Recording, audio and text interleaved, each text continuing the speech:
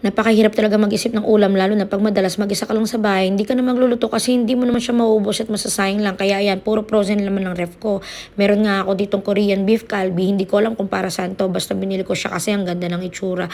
Bahala na kayo kung para saan 'yan. Pero ngayon gagawin ko 'tong prepper lunch, itatry ko kasi meron ako ditong whole kernel corn. Hindi ko rin alam kung sino ang nagbigay, basta libre yan nung Pasko Christmas package. Tamang-tama, may nabili ako dito na sizzling plate, 160 pesos lang yan. At para sa sauce nga mga ante, ito, pagaluhaluin ko lang, isang kutsarang oyster, dalawa sa toyo, isa sa honey, at syempre lagyan ko ng paminta. At ito na nga yung kinalabasan niya. Nilagay ko na nga rito yung butter, at syempre sinunod ko yung baka. Ito na naman, mekos-mekos na naman natin to. Nagkamali nga yata ako dito, tinidor yung gamit ko, kaya hindi ko alam kung tama ba yan. Sa susunod ko na lang, kahoy na lang yung gagamitin ko.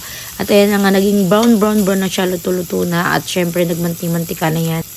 Niluto ka pa ulit ng bahagya para lutong-luto bago ko ilagay yung kanin. Ito na nga, nilagay ko na yung kanin, isang cup lang. Syempre, diet tayo ng konti.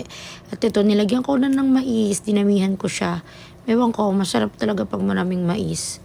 At syempre, after ng mais, lalagyan ko rin ito ng sibuyas, pampasarap din yan.